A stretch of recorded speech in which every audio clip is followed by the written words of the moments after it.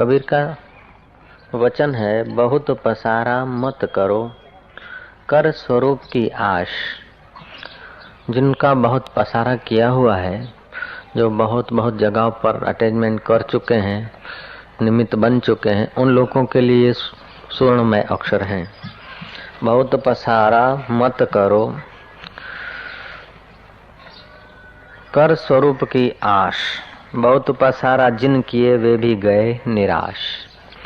बहुत पसारा करने से क्या होता है? बहुत पसारा करने से हमारी जो चेतसा है बहुगामिनी हो जाती है, बिखराव वाली हो जाती है। और बिखराव वाली जो चेतसा है वो हमको अपने घर से दूर ले जाती है। इसलिए श्री कृष्ण का वचन है कि अनन्य चिंतयन्तो माम, अनन्य भाव से, अन्य भाव से नहीं, अनन्य भाव से। हम लोग बिखर गए हैं, बट गए। हमको पता ही नहीं कि हम पढ़ते किस लिए हैं। पढ़ते हैं पास होने के लिए, पास होते हैं कमाने के लिए, कमाते हैं खाने के लिए, और खाते हैं जीने के लिए। जीते किस लिए, उस बात का किसी को पता ही नहीं। ध्यान देना जरा। हम कमाते हैं खाने के लिए, खाते हैं जीने के लिए, जीते किस लिए है? नो रिप्लाई, कोई जवाब नहीं। बस जीते हैं। कोई ज्यादा चतुर होगा तो बोलता है जीते हैं मरने के लिए, लेकिन गहराई से देखो कि जीते हैं आप मरने के लिए नहीं। मौत किसी को पसंद नहीं है। 60 वाला 70, 70 वाला 100, 100 वाला 108 की माला जपना चाहेगा, 108 भी हो गया तभी भी वो गहराई से मौत नहीं चाहता है। हम जीते हैं मुक्त होने के लिए, ईमानदारी की बात है। नन्हे मुन्नों से पूछो, इतवार आने को है तो कितनी खुशियां छा जाती है। जेल में जो सड़ रहे हैं उनको जब पैरल पर छुट्टी का अथवा एकदम मुक्त होने के आदेश आता है तो उस दिन कितने खुश होते हैं। बैठे बैठे 2-3 घंटे सत्संग सुनते सुनते जब छुट्टी कर देते तो कैसा फ्रेशनेस आ जाती है। हालांकि है तो बढ़िया काम। तो मुक्तता इतनी पसंद है कि रगे रग में एक तोता आकाश में उड़ा जा रहा है, उसको पकड़ के सुवर्ण के पिंजरे में डाल दो। खाने पीने के लिए तुम्हारे ऊंचे से ऊंचे कीमती फल फ्रूट धर दो, स्वर्ण की कटोरी में पीने के लिए पानी दे दो, लेकिन वो जो अभी अभी मुक्त गगनगामी पोपट आया है उसको उसमें डाल दिया। जब तक उसके अंदर की लघु ग्रंथियां बंद नहीं जाती तब तक उसको खाना पीना हराम हो जाएगा। मैंने देखा चिड़िया, भूखे में भूखे ऐसे जंतुओं को, ऐसे प्राणियों को देखा कि वो तड़फ रहे रोटी के टुकड़े के लिए। धीरे धीरे रोटी डालते डालते मैं उनको कमरे में ले गया और कमरा बंद कर दिया। फिर उनके आगे मिठाइयां रखो तो उनके लिए जहर हो गई, बस तड़पते बाहर निकलने के लिए, खुशकोले भी। तो हर जीव जीता है मुक्त होने के लिए, लेकिन उसको पता नहीं। हम कमाते हैं खाने के लिए और खाते हैं जीने के लिए और जीते हैं मुक्त होने के लिए। लेकिन मजे की बात है, मुक्त होने के लिए तुम जीते हैं लेकिन आज तक मुक्त होने पर के रास्ते पर कदम नहीं रख पाए। गए मंदिर में, गए मस्जिद में, गए गिरजाघर में, गए तीर्थों में, एक आश को पूरी करने के लिए अथवा एक इच्छा को छोड़ के 10 इच्छाएं बुन ली इर्द गिर्द। शुभ कर्म करते हैं, लेकिन शुभ कर्म भी ऐसा ही करते हैं कि मुक्ति के बजाय बंधन ही बढ़ जाए। समेटने के बजाय हम स्वयं को बिखेर देते हैं। ऐसे लोगों के लिए जिनके पास श्रद्धा है, जिनके पास कुछ समझदारी भी है, ऐसे लोगों के लिए ये दोहा जो कबीर जी का है सुवर्ण अक्षरों से लिख लेना चाहिए अपने हृदय की डायरी में। बहुत पसारा मत करो, कर स्वरूप की आश। बहुत पसारा जिन किया वे भी गए निराश। क्योंकि जगत का तुम कितना भी बहुत पसारा करोगे लेकिन वो उसमें आशा तृप्त नहीं रहेगी, आशा निराशा में ही बदलेगी। ओम ओम। तो यहाँ आज श्री कृष्ण का वचन है, आरूरुक्ष मुनेर योगम। योग में यदि आरूढ़ होना चाहते हो तो तुम्हारे लिए कर्म कारण है। कर्म करो लेकिन फल की इच्छा न रखो, फिर भी फल की इच्छा हो जाती है। कई लोग बोलते हैं कि हम तो निष्काम भाव से करते हैं, देश की सेवा करते हैं। देश की सेवा करने वाले लोग ऐसा मानते हैं कि भगवान ने देश को बनाया है, कहीं न कहीं कमी रख दिया है, हम सेवा करके वो कमी निकाल के लोगों को सुखी कर देंगे।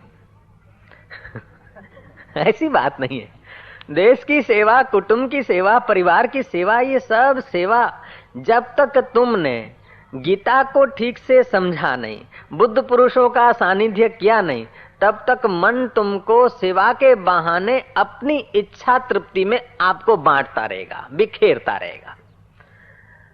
और हम बिखरते बिखरते यहां तक पहुंच जाते हैं कि लोगों की नजरों से तो हम धनी हो, संत हो, प्रसिद्ध हो, सेठ हो, शाहूकार हो, लेकिन अपने आप में हम देखते हैं तो कुछ न कुछ खटकता रहता है, कुछ न कुछ कमी होती रहती है।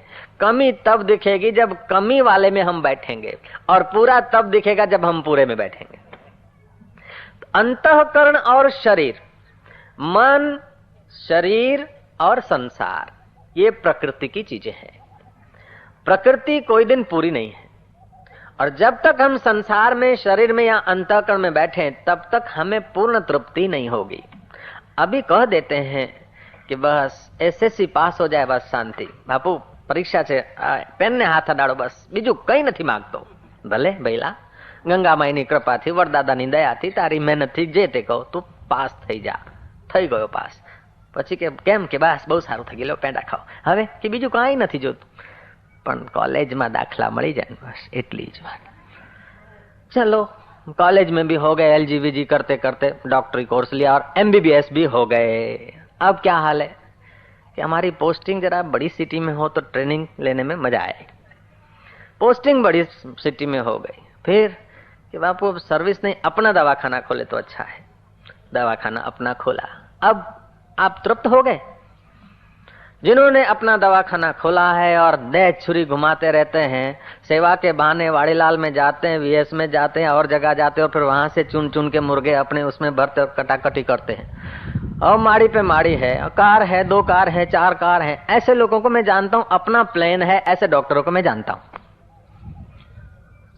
फिर भी उनकी गहराई में देखोगे तो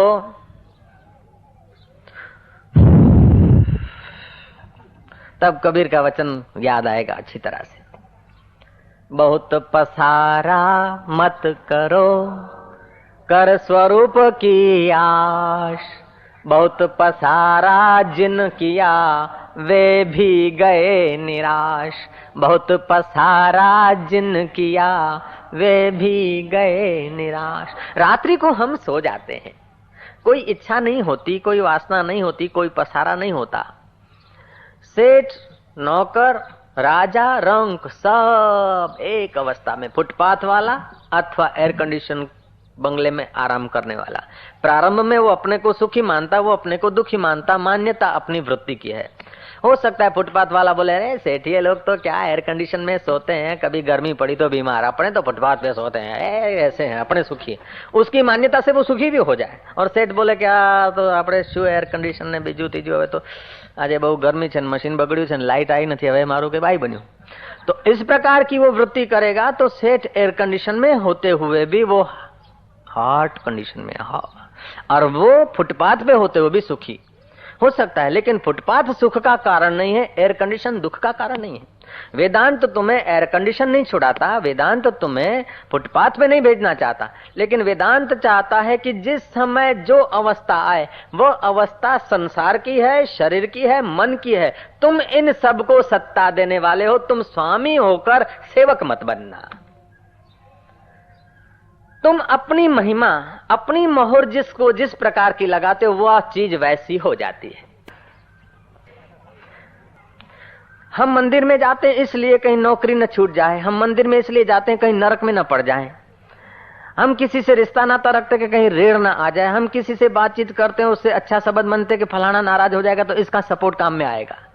तो फलाने के अंदर, उसके अंदर जो अस्तित्व है उस अस्तित्व का ज्ञान नहीं, तो हमारे भय ने जगहें बदली। एक कंधे से दूसरा कंधा और दूसरे कंधे से पहला कंधा, कंधे बदलते आए, दुख नाश हुआ नहीं, दुख ने कंधे बदले हैं, दुख ने जगहें बदली है। पास हो जाऊं तो शांति, प्रमोशन मिल जाए तो शांति, लाड़ी मिल जाए तो शांति, छोकरा मिल जाए तो शांति, छोकरे को पत्नी मिल जाए तब निराश, और पत्नी को छोकरे की पत्नी। अब सब मिल जाती नहीं, और मिलती तो सबका स्वभाव सेट नहीं होता, स्वभाव सेट नहीं होता तो दादा अपसेट हो जाते हैं। और समझो सेट भी हो गए तो भी आसक्ति ऐसी होती है कि मौत सब सेट को अपसेट कर देता है। છોકરાઓને ભણાવવા ગણાવ્યા, વ્યવસ્થિત કરી દીધા, છોકરાને ઘેર છોકરા છે એમને પણ સારી રીતે દાખલ કરી દીધા, બધું સેટ થઈ ગયું, પણ કાકા તમારે સેટ થવાનું બાકી છે, નહીં તો બધું સેટ થયેલું अपसेट થઈ જશે। कबीर कहते तुम अपने को आप में सेट करो, फिर दूसरा तुम्हारे होने मात्र से सेट होने लगेगा। दूसरा सेट हुआ तो भी अपसेट, और अपसेट है तो भी अपसेट है। जगत का कोई काम हम पूरा कर लें तो भी अधूरा है, अधूरा तो अधूरा है ही है, लेकिन जिसको हम लोग पूरा मानते हैं वो भी अधूरा है। वो आखो दाड़ो काम करे, रात पड़े सासू ना पग दाबे, सासू के पति को के आबा रोटला कर्या, अजवाळुं कर्युं, वासण उटक्या, छोकराने सुवડાવી દીધા, પતિને પણ દવા આપવાની હતી, આપી દીધું, બધું નિરાત, બધું કામ પતી ગયું। સવાર થાય કે કેમ કામ પતી ગયું, કે કોણ પતું નથી, બધું બાકી છે, ચા કરવી બાકી છે, कप धोवा बाकी छे, छोकरा नवराना बाकी छे। ऐसे ही रोज काम पूरा करके आदमी सोता है, सुबह देखो तो सब का सब अधूरा है। जीवन भर तुम पूरा करते करते मर जाते, फिर भी कुछ न कुछ अधूरा रह जाता है, क्योंकि बहुत की आश हमें निराशा में गिरा देती है। बहुत है नहीं, बहुत के पीछे जो एक है उसका जब तक ज्ञान नहीं होता तब तक बहुत विषय, बहुत इंद्रियों का। अब इंद्रियां तो हमारे पास 5 हैं, आंख एक है लेकिन उसके विषय अनेक, रंग अनेक, कान एक है, श्रोत्र इंद्रिय एक है लेकिन उसके शब्द अनेक हैं, नाक एक है, गंध अनेक है, जीव एक है, रस अनेक है। तो ये कुल 5 विषय, 5 विषय अलग अलग हैं, लेकिन पांचों विषयों को प्रकाशने वाला तो एक है। जिसने रूप को देखा उसने रस को देखा, जिसने रस को देखा उसी ने गंध को देखा, जिसने गंध को देखा उसी ने शब्द को सुना। तो ये सुनने वाला तो एक है। जिसने सुख को देखा उसने दुख को देखा, जिसने मित्र की वृत्ति को देखा उसी ने शत्रु की वृत्ति को देखा। तो मित्र और शत्रु ये तुम्हारी वृत्तियों का खेल है, तुम स्वरूप का ख्याल करो।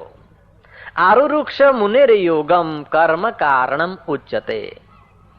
योग में आरूढ़ होना चाहते हो तो तुम्हारे लिए कर्म कारण है। कर्म करते करते अंतःकरण जब शुद्ध होता है, कर्म केवल ऐसा नहीं कि किसी को मकान दिलाया, ये करा वो करा। भक्ति करना भी एक कर्म है, ध्यान करना भी एक कर्म है, जप करना भी एक कर्म है, दूसरे के आंसू लूस लेना वो भी एक कर्म है। तो बुद्ध पुरुष के द्वारा बड़े बड़े काम हो जाए, समझदार संत के द्वारा बड़े बड़े काम हो जाए हमारी नजरों में, लेकिन उनसे तुम पूछो कि तुम क्या करते हो, वो करता है तो फिर वो संत नहीं, और संत है तो करता नहीं। हम तो गुलाम नबीर के भाई हैं। गुलाम नबीर जा रहा था रास्ते से, पूनम की रात थी, कहीं नजर पड़ी कुएं में, देखा कि अरे रमजान के महीने और आज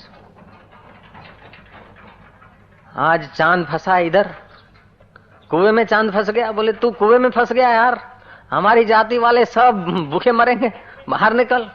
खूब डांटा, फटकारा, पत्थर मारे, बाहर निकल नहीं तो पिटाई करूंगा। चांद कुएं में से बाहर निकले भी कैसे?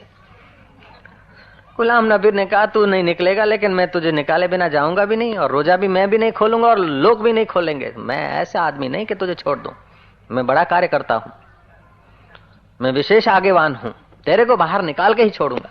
महाराज रस्सा वस्सा इकट्ठा किया और फांसा लगाया, डाला कुएं में, पानी हिला। बोले अब हिलता है, घबराता है, लेकिन बाहर नहीं आता है, जरा सा तो मान। आटलो घबराय છે તોય માનતો નથી, કાંપે છે તોય નથી માનતો। महाराज हर एक की दुनिया अपनी अपनी होती है। जगत कैसा है मत कहो, दुनिया कैसी है उसका कोई बयान मत करो। देखने वाला कैसा है, जैसा देखने वाला है उस समय जगत ऐसा है। कीड़ी की नजर में जगत अपना, कौवे की नजर में जगत निराला, हाथी की नजर में जगत निराला, मच्छियों का जगत निराला, चूहों का जगत निराला, संसारियों का जगत निराला, साधक का जगत निराला। कोई जैनी जा रहा है और उसने देखा किसी सन्यासी को, उसके लिए वो साधु साधु नहीं। जैनी के पास कोई बुद्ध पुरुष बैठा है, जैनी के पास कोई कबीर बैठा है, जैनी कबीर की अपनी मान्यता है, कबीर का अपना अनुभव है। और जैनी गोएगा के साधु तो उसको कहेंगे जो फूमती बांधे, उबला हुआ पानी पिए और घर बार छोड़ा हुआ हो, नंगे पैर हो। कबीर न नंगे पैर है, न उबला हुआ पानी पीते, न घर बार छोड़ा है। जैनी की नजर में कबीर कबीर नहीं है, नानक कोई संत नहीं है। ऐसे ही वागरी के पास से कोई नानक गुजर जाए अथवा कोई जैनी फकीर सच्चा संत गुजर जाए, ठीक है, आ तो उघारा पगे फरे तो खाई पीने आवा थे कि हमें तो मरे हैं रे माए बाप है रो बावा थे जाओ मजा। उसके लिए साधु होना, लड्डू खाने के लिए साधु होना है, उसके लिए साधु होना कोई लक्ष्य नहीं है। तो वागरी की दृष्टि अपनी है, जैनी की दृष्टि अपनी है, हिंदू की दृष्टि अपनी है, मुसलमान की दृष्टि अपनी है, और हिंदुओं में भी हर एक व्यक्ति की अपनी अपनी निगाह है। एक कुटुंब में 5 आदमी और 5 आदमी की अपनी अपनी निगाह से वो संत को देखते हैं, भगवान को देखते हैं। तो दृष्टि रेव सृष्टि, जैसी दृष्टि ऐसी ही सृष्टि होती है। जिस काल में जैसी दृष्टि उस काल में ऐसी सृष्टि। जैसे जैसी तुम्हारी योग्यता बढ़ती जाती है, जितनी जितनी वासनाएं कम होती जाती है, इच्छाएं कम होती जाती है, और आप अपने आप में आते रहते हो, घर में आते रहते हो, उतना उतना आपको ख्याल होता है कि जीवन कितना मूल्यवान है, सत्संग कितना मूल्यवान है, और फकीर का शब्द कितना मूल्यवान है। गुलाम नबी ने क्या करा जरा बता दूंगा। फांसा डाला, खूब हिलाया, पेલું આપણે ડોલ બોલ ફસાઈ જાય ને તો બિલાડી ન ફેરવી અંદર, એવી રીતે પેલો ફાંસો ફેરવ્યો અને ફેરવતા ફેરવતા कोई चट्टान में फंस गया वो फांसा।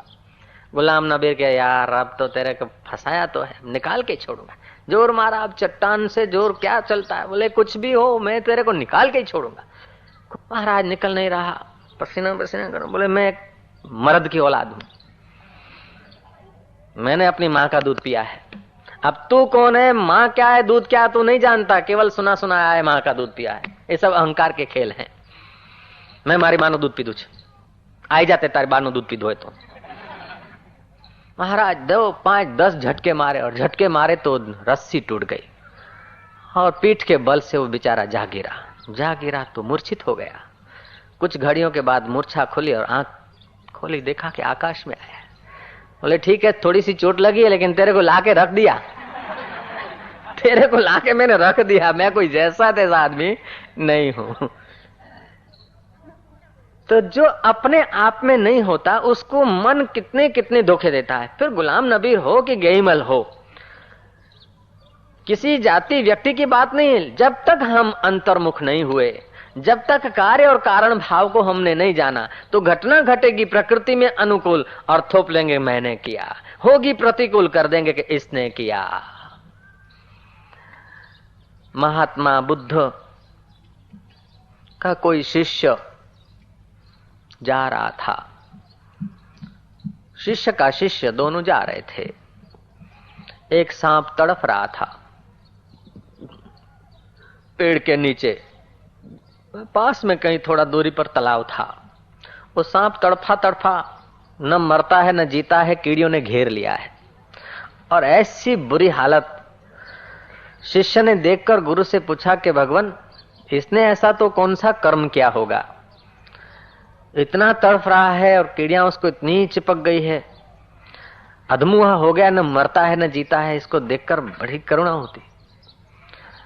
गुरु ने कहा कि कुछ महीने पहले अपने यहां से गुजरे थे और तुझे याद होगा, एक मच्छी मार तालाब पर मच्छियां मार रहा था, जो सामने तालाब है, और तूने उसे रोका भी था, हिंसा मत कर, मत कर्म की जाल बुन, लेकिन उसने तेरी बात उड़ा दी और हंस लिया। वही मच्छी मार सांप हुआ है, और वो जो मच्छियां हैं वो कीड़ियां हुई और एक दूसरे को सताते हैं। उसने उनको सताता, कर्म की गति चालू है, कर्म नाश नहीं हुए। वो मच्छियों को आटा डालता तो मच्छियां और कुछ बनकर उसको भी खिला देती, लेकिन खाने वाला और खिलाने वाला दोनों की यात्रा चालू रहती, अंत नहीं होता जन्म मरण के चक्कर का। अशुभ तो बांधता है, लेकिन शुभ का कर्तृत्व भी बांधता है। कर्म किए बिना रह तो नहीं सकते, कर्म तो करना है, लेकिन कर्तृत्व तो तुम्हारे में नहीं आए। देखा आंख ने, लेकिन आरोप कर लिया मैंने देखा, सुना है कान ने वृत्ति के द्वारा मैंने सुना, सोचा है विचारा है मन ने मैंने विचारा है, निर्णय किया है वृत्ति बुद्धि वृत्ति ने मेरा निर्णय है।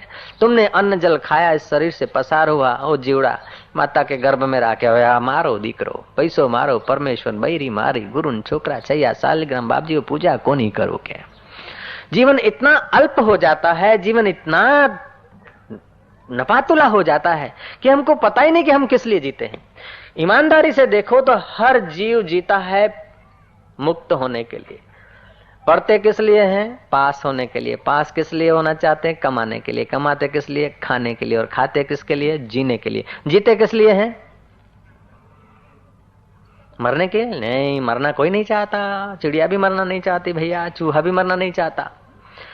जीते हैं मुक्त होने के लिए मनुष्य, लेकिन हमारा मुक्त होना कैसे? हमको किसी ने बंधन में डाला नहीं, हमारी मान्यताओं ने, हमारी पकड़ों ने हमको बंधन में डाल दिया। हमारी ऐसी प्रकार की पकड़े हो गई, इस प्रकार की मान्यता हो गई, समझते कोई आकाश पाताल में भूत बैठा है, आकाश पाताल में देवी देवता बैठा और वो मुक्त करेंगे। भूत के भय को हटाने के लिए तावीज रख लिया, अब तावीज गुम ना हो जाए उसका भय लगा है। मैंने बताया था वो कहानी, एक आदमी मरने पड़ा, बुलाया अपने धर्मगुरु को, प्रार्थना कर रहा है कि हे खुदा ताला तू मुझे माफ कर देना, जो कुछ हो गया मुझे क्षमा कर देना। थोड़ी देर में बोलता है कि हे शैतान तू भी मुझे माफ कर देना। तो वो धर्मगुरु पूछता है कि ये क्या, घड़ी में शैतान से माफी मांगता है, घड़ी में खुदा से माफी मांगता है? बोले पता नहीं, न मैं पूरा शैतान हूं, न मैं पूरा इंसान हूं, पूरी शैतानियत भी नहीं किया और पूरा मैं ईमानदारी से भी नहीं जी सका।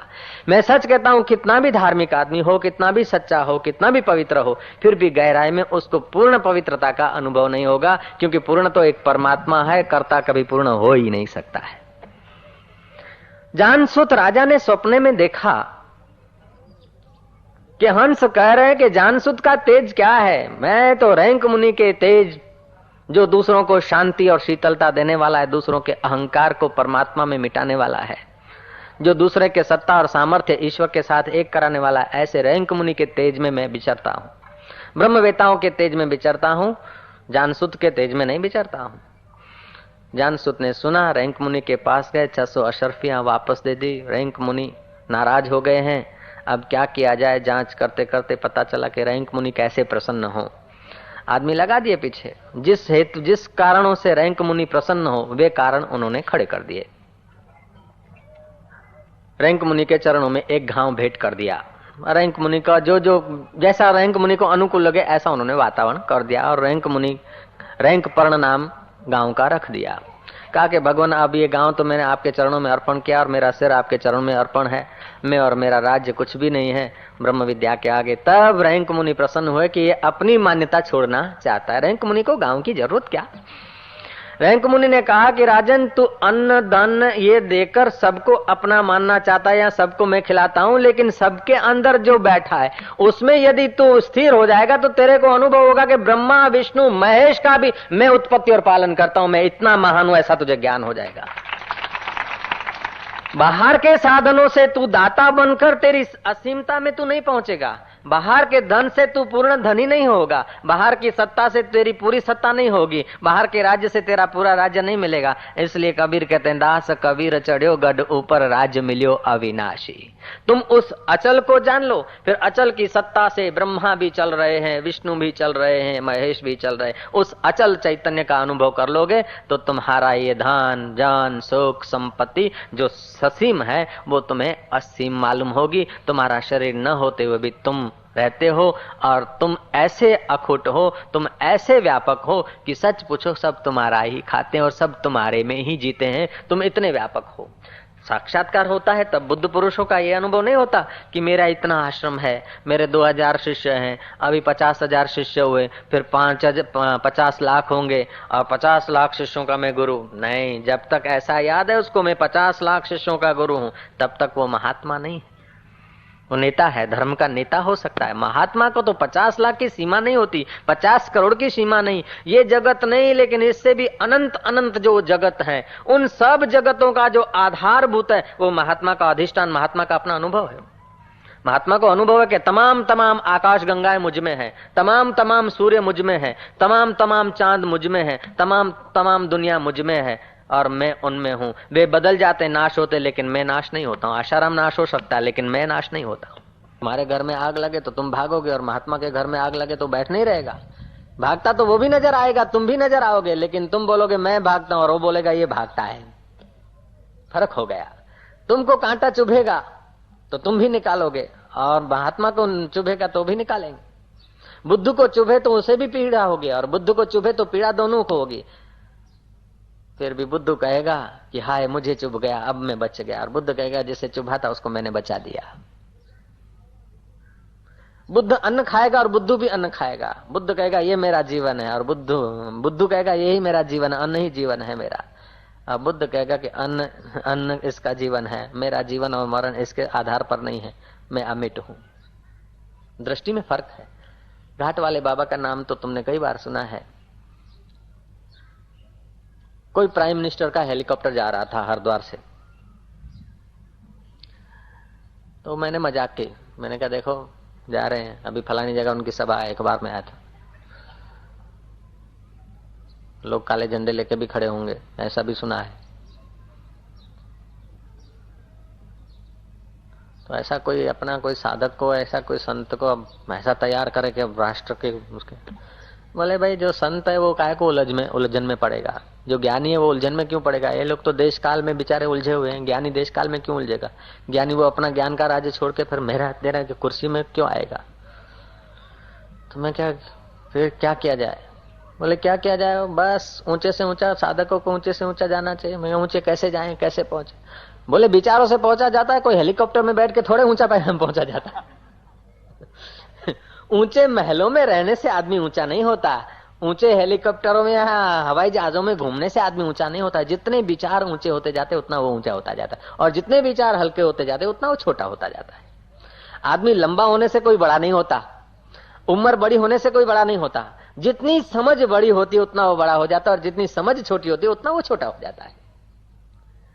तो जो रुपयों से नहीं हो सकता, जो धन और सत्ता से नहीं हो सकता, कुटुंबी और पड़ोसियों से नहीं हो सकता, जिनको जीवन भर तुम साथ में लेकर घूमते हो, वे लोग जो नहीं दे सकते हैं, वे वह बात संत लोग तुमको हंसते हंसते दे देते हैं। लेकिन फुर्सत नहीं मिलती। क्यों कि हम इतने बिखरे हुए हैं, इतना हमने आश को फैला रखा है कि हमको अपने घर में लौटने के लिए भी परिश्रम करना पड़ता है।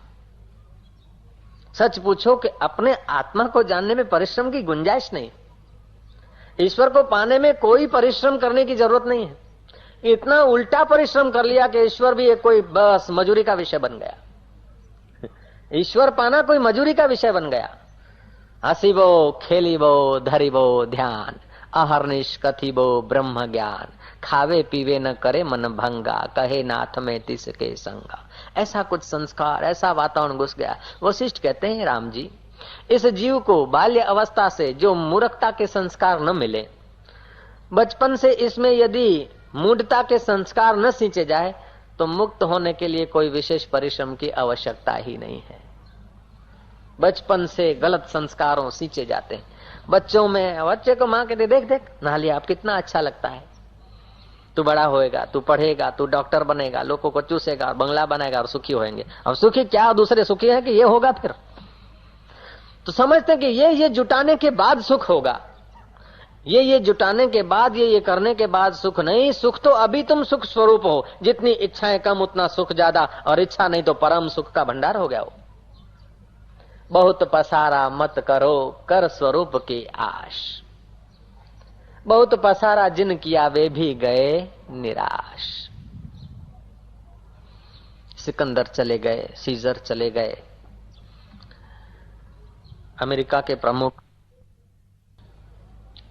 दिन भर परिश्रम करते थे, किसी दुकान में नौकरी करते थे,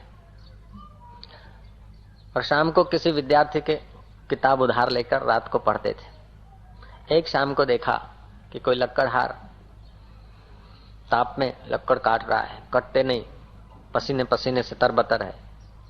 हृदय भर गया दया से, लिया उसका हथौड़ा कुहाड़ा, लक्कड़ काट के उसको दे दिए। उसने जाके बेचे तो दुगने पैसे हुए, उसके हृदय की आशीष मिली। उत्साह भरे व्यक्ति को किसी की आशीष मिल जाती है और अपना उत्साह होता है। उसके पास शक्ति थी, अनजाने में थोड़ा वेदांत था, और वो आदमी अमेरिका जैसे बड़े देश का प्रेसिडेंट हुआ। इसी बच्चे को यदि कबीर मिल गए होते, तो नानक मिल गए होते, तो समर्थ रामदास मिल गए होते, तो आद्य शंकराचार्य मिल गए होते, तो अथवा इस बच्चे की मां मदालसा होती, तो ये बच्चा कहां पहुंचता। वो केवल अमेरिका का प्रेसिडेंट नहीं होता, वो पूरे ब्रह्मांड का प्रेसिडेंट हो जाता। लोग उसे शायद न भी जानते, लेकिन फिर भी वो हो जाता। ऐसे कई महापुरुष हैं जिनको हम नहीं जानते, उनके संकल्प मात्र से उथल पाथल हो जाती। ऐसे लोग अभी भी हैं। तो जैसा संग, एनर्जी सब बच्चों के पास है, एनर्जी सब जीव के पास है, शक्ति सबके पास है, लेकिन जैसा जैसा उनको संयोग मिलता है, जैसे पृथ्वी में रस है, जैसा जैसा बीज डाल दिया जाता है, एक ही सरोवर का पानी और एक ही इलाके की एक ही नंबर की जमीन, एक जगह पर गन्ने हो रहा है, दूसरी जगह पर मिर्च हो रही है, तीसरी जगह पर पुदीना और चौथी जगह पर आलू और पांचवी जगह पर बाजरी तैयार हो रही है। क्यों ऐसा है? जैसा संयोग ऐसा रस का रूप हो जाता है। ऐसे तुम्हारे पास रस स्वरूप वो आत्मा है, चेतना है। जैसा संयोग मिलता है तो बस मैं हिंदू, मैं सिंधी, मैं गुजराती पढ़ूं तो पास हो जाऊं, पास हो जाऊंगा तो सुख होगा, ये भ्रांति घुस गई। उसी रस को हमने उसमें लगा दिया। भगवान कोई आकाश पाताल में है, भगवान कहीं दूर है, सुख कहीं दूर है, वो भी उसी की सत्ता से मान रहे। बंदगी का था कसूर, बंदा मुझे बना दिया, मैं खुद से था बेखबर, तभी तो सिर झुका दिया।